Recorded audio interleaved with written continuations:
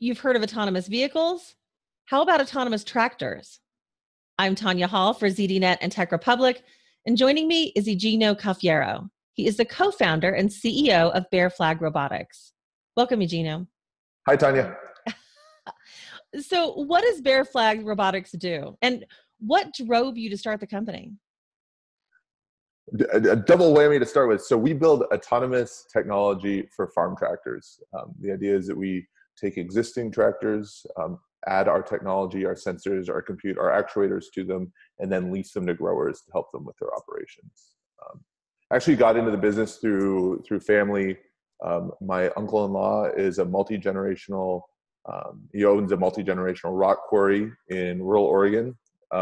And he and his son pull granite out of the ground all day long, and they have an immense labor problem. They can't find skilled, qualified labor that's dependable, knows the equipment, knows the operation at prices that make sense for their operation. And so they end up having a lot of equipment sitting there that they paid off that they're not using.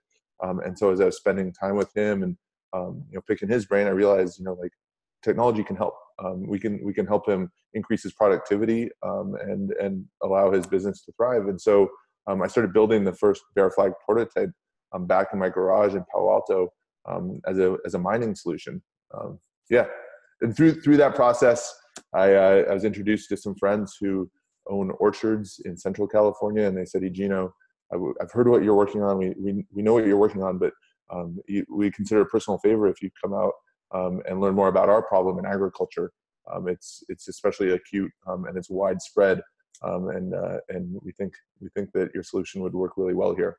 And so over the process of discovery, talking to growers all over the country, everything from cotton to tobacco, soy, alfalfa, wheat, in Salinas Valley, talking to strawberry growers, lettuce growers, broccoli growers, tree nut growers, walnuts, almonds, pistachios. We learned so much more about how widespread this problem is in agriculture. Labor is a big problem and it continues to grow. So how is labor availability changing the state of farming?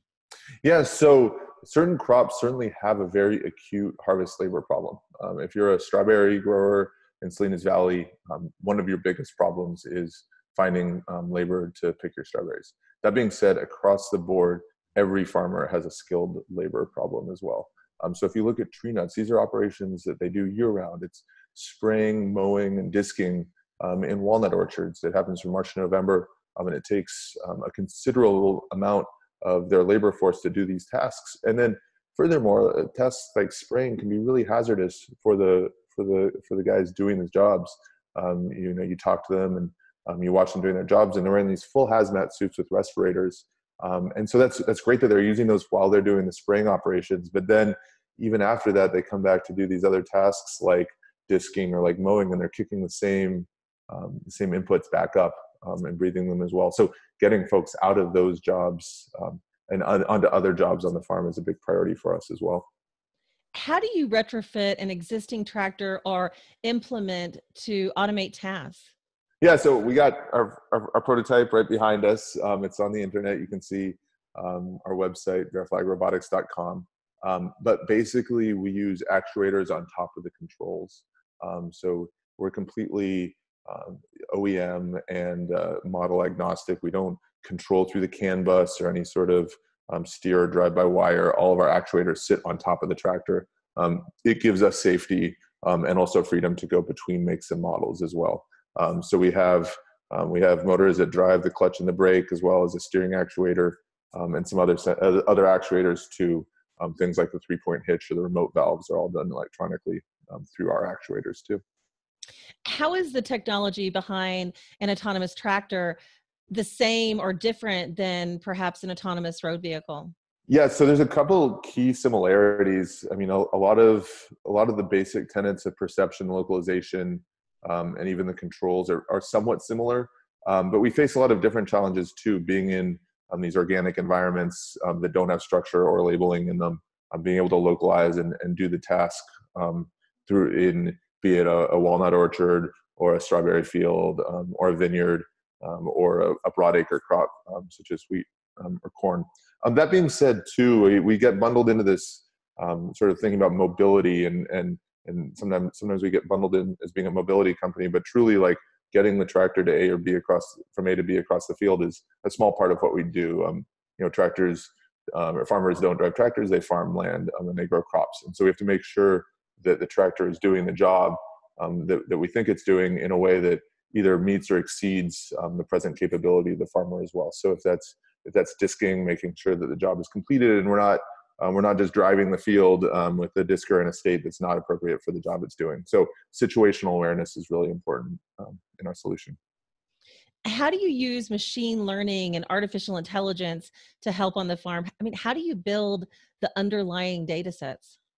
Yeah, that's something that we're really excited about, of course. So once we're out there doing these jobs, and keep coming back to it, the value of Bear Flag today is the labor reallocation that it enables, right? Taking people out of these hazardous jobs and allowing them to do other things like fixing irrigation, maintaining tractors, or tending to disease crops, taking guys out of these mundane and sometimes dangerous jobs and putting them into other jobs where their skills are more suited.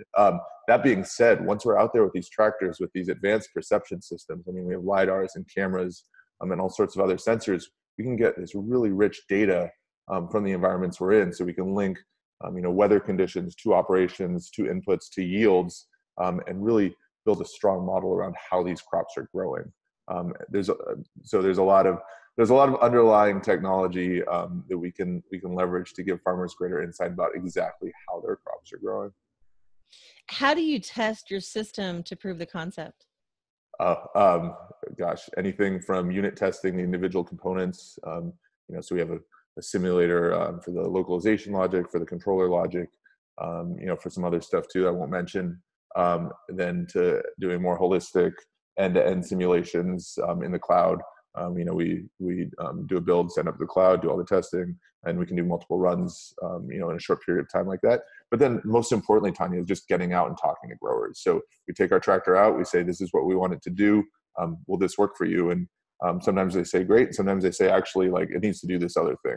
And those days are really valuable for us, because then we can come back to the hangar and build something better. And so we get excited about that too. So everything from small unit tests in software to making sure that we're out there hand in hand with growers, building the right solution for them. Product market fit is so important across any startup, but especially in ag tech.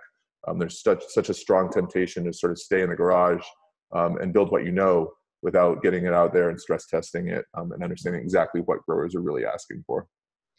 Who then does the maintenance and repair of the equipment once it's in the field? So right now we do all that. One of the things we're really excited about is talking to dealerships who already support equipment in the field. Dealerships have been really encouraging to talk to. They understand where this is going. They understand what their customers are asking for. They know how big the labor problem is, and they see how an autonomous tractor can really help with that. So if they're able to help support us and provide service in the field, they see that as another revenue generator for them as well. So partnering with them is the short answer. Are farmers receptive to allowing robots to harvest their crops? Be careful. Harvest is a different thing, and there are robots doing that. Farmers that we talk to are very receptive to anything that's going to help them with their labor problem. Some of them are a little skeptical that the technology can work, but once they see this tractor out in the field actually doing unmanned operations, it's a pretty easy sell. They see how this can actually help them get from A to B. What kind of response? You're actually in Silicon Valley. You're in the nest of technology. What kind of response have you gotten from the investment community? It's been good. The questions that we sort of run into talking to investors is oftentimes you do a little education around agriculture, and then a little education around frontier tech, and so a combination of a business that leverages this frontier tech, which is tricky with agriculture, which is an industry that Silicon Valley is still sort of like coming to understand a little bit better. You need to find the right combination of investor that's willing to either has that previous knowledge or is willing to learn about it. And fortunately, ours have.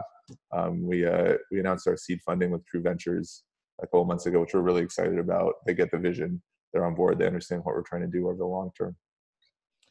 Igino Cafiero, co-founder and CEO of Bear Flag Robotics, keeping farmers happy and feeding us through technology through robots. Thanks again for joining us. If somebody wants to find out more about the work that you're doing, maybe they want to just connect with you personally, how can they do that? Yeah, so our website, bearflagrobotics.com, is where you can find out more, and contacts at bearflagrobotics.com is the email we check. Sounds good. And if you guys want to find more of my interviews, you can do that right here on ZDNet or Tech Republic, or go to my website, tonyahall.net. Thanks for watching.